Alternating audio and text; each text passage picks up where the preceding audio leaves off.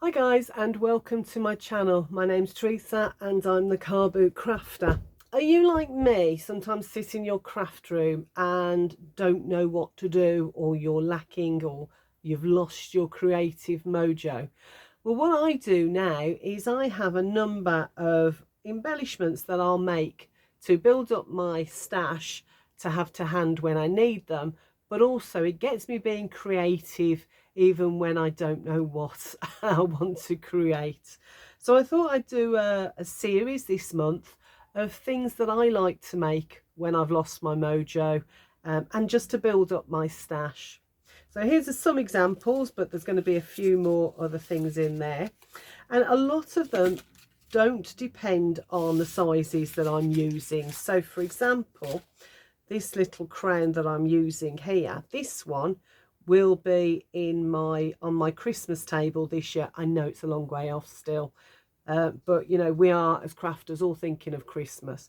But this will be on my craft table with a little swirl across here, a little banner on there saying who sits where. So it's going to be my my place name, or name place, whatever they're called. So I'm going to make a few of those for the dinner table, but as you can see, you can make them just as easily using, this is a 12 by 12 piece of paper, so you can make them just as easy using a 12 by 12, or even in this case, although I wouldn't recommend it, this is a piece of very, very heavyweight glitter card, which was a bit of a challenge to fold, but we got there. So yeah, so most of them aren't size specific. They can be as large as that one or as tiny as that one, which I think was a 4 by 4 piece of paper. I don't think I'd go any smaller than that. But yeah, so this is me making some embellishments. So I thought I'd start off with the simplest one. I know that lots of people will have already seen this because it was quite the craze about 2 or 3 years ago to make these little dresses, but I do realise that there are some new crafters who maybe haven't seen it, or if they're new to my channel might not have seen how I do it. So I'm going to pop that to one side, and I'm going to do it with the 12 by 12 paper, just because it's going to make it easier for you guys to see how I'm folding it. If you start using 6 by 6s, which this paper was, then you're probably not going to see, because my fat fingers will get in the way. Anyway, we start off with a piece of paper, and I do find paper is easiest. This is it's a heavier weight paper than I would probably choose to use, but it's the only 12 by 12 I've got to hand.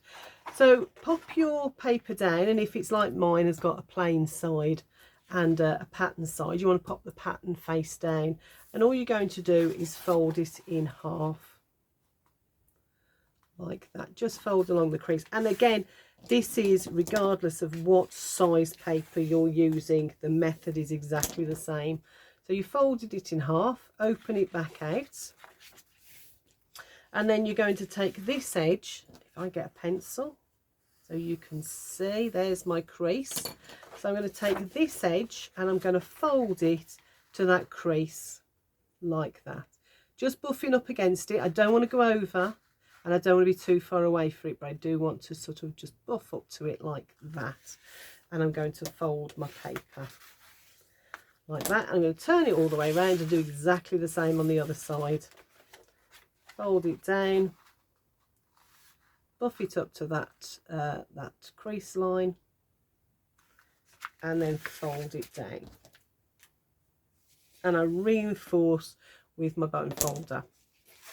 And then what you've got is you've got 3 folds that make that. But what I now want to do is to create folds in the middle here. I want a fold here and a fold here. So these are mountains. I want to create a valley.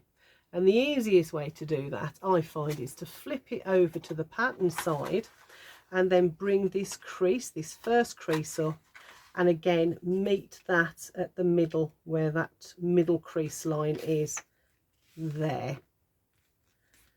And what happens is you then create a fold in that middle piece there. So coming all the way down, so I'm just going to hold that in place, grab my bone folder, go up and down the line like that, and we've then created a crease here. Okay, so when I open it out, I have my center crease, I have that middle valley crease, and then that first mounting there. I'm going to do exactly the same on this side, so I'm going to flatten that paper out again, bring in my first fold here, bring it to my center fold here, bring it across, and again staying this side of my center fold. I don't want to go across or go over it. I'm going to line that all the way down there, all the way to the top here, and then using my bone folder, I'm going to reinforce that crease all the way up. So I've now got another fold here, which looks like that. Okay, so I'm going to pop my paper down again, and I'm going to bring this one in, bring this one in, and I'm going to reinforce all of those folds like that. There we go. Now I'm going to take one end, it doesn't matter which one, and I'm going to fold it up, but I'm going to go beyond this about, now this is going to be depend on the size of the paper you're using. Because I'm using 12 by 12, I'm going to go much further than I would if I was using a 6 by 6. So I'm going to take this about 3/4 of an inch up. So I've got it lined up on my grid. So I know that 2 of these is an inch, so I'm going to go halfway between those two, just using those visual references on there to go beyond. I'm going to make sure I line up those 2 edges, and then I'm going to read that, enforce that. If I flip it over, I can show you what I mean. So I've gone about 3/4 of an inch beyond that. Okay, I'm going to pop it back down, and I'm now going to fold it back. I'm going to bring it back, but I'm going to bring it back about 1/2 an inch beyond this. So again, I'm going to use my grid lines. So I'm lining that crease up. I know this is 1/2 an inch. So I'm going to bring it back about 1/2 an inch, looking at my grid line as a guide. If it goes beyond or slightly less, I'm not going to worry about it, just because there's no real science to this in terms of the, you know, the maths or the size of things. Okay, there we go. That's nice and simple. This is now going to be my skirt, and this is now going to be the top of my dress. So if I pop it like that, you can see, so this is the skirt, this is the top. Okay, so start with the skirt, nice and easy. So I've got my zigzag fold like that. So I'm going to pop my finger at the top where these 2 papers join at the top. I'm going to hold that down, and I'm simply going to pull that corner. If I turn it that way, you can see. I'm going to pull that corner across, and as I do that, it's starting to pull up here. I'm watching down here because this is the bottom of my skirt. So I'm pulling it across until I'm happy where I want my skirt to be, how far I want it to flare out. Okay, like that. So you can do it there, you can do it all the way over there. I like to go somewhere in the middle, about there will do for me. And whoops, and then I'm going to crease it down using my fingers at first. I want to make sure there's a nice point here, and then I'm going to use my bone folder to crease that all the way down to there. This has all come up, and that's exactly what we want it to do, because this is now creating our waistband. And we're going to use our bone folder again from this point in the middle. We're going to bring it across, and as we do that, the paper starts to fold underneath, so we get that nice angle for our waistband. I'm going to do exactly the same on this side. So again, putting my finger there, I'm going to grab this bottom corner here, and pull it across. I want it to be about the same distance as I've pulled that one across, so I'm doing that. I'm folding that piece down just to make sure I get that going. I'm going to have to pop my finger in there. So that's about the same as that side. So again, using my finger to crease all the way down, then getting my bone folder and giving a nice good crease there. And again, using my bone folder, I'm starting from the point at the top and I'm going to pull it across, pull it outwards so that we get a nice crisp shape there. And that's the bottom of our skirt starting to form. We're not quite finished with it yet, so don't think it doesn't look very skirt-like. Let me show you what we're going to do next. We're now going to work on the top here. So if you remember, we have that at the top. So what we want to do is, using our two corners here that meet, we're going to fold it down at a 45-degree angle, which is going across like that. Basically, what we want to do is get our crease here to run parallel to this crease, this top edge here. So we're just going to bring it down, not parallel, yes, parallel, and we're creating that. So it looks a little bit like a collar. So that edge there, this edge here, which was here, runs parallel to this edge here. Okay, and we're going to do the same on this side. So this edge here, we want to run across here, parallel to this edge here. And what I do for this one is I'm going to turn it sideways so you can see. I'll put my finger there, and that holds this paper down so that we get the same angle as we've got here. I'm just popping my finger there, pulling it out like that until it is running level, or until this side starts to pull, and then I'm going to crease it down like that. Okay, so it looks a little bit like a collar, but that's not how we're going to have our collar, as you can see there. So what we do is, making sure we've given that a really good crease, we're going to fold it back in. Then we're going to flip our dress over, and this is the little bit, it's a little bit more tricky. This is everything's fairly simple to this point, but once you've mastered this, then you can just get running with it. So I pop my finger part way up the back of the top. This is the top of the dress, just to hold this piece down, and then I'll use my finger just to pull this piece back, and as it comes, it wants to fold on that point there. Let it, bring it all the way down like that, and then these two will start to open up, these two creases we've just made, and we're going to let them do that as well. So just going to push that down, and the same on this side. What we want to do is to make sure that these are completely vertical, so that we've got everything sort of squared off. And again, bringing your bone folder in, just reinforce all of those crease marks like that. And that then is how we get our V-neck on our dress. Okay, still looks very boxy, but the next stage will bring all of this together. So again, still working on this side. What we're going to do is, so we've got our crease there. If I put my bone folder, you can see our creases there.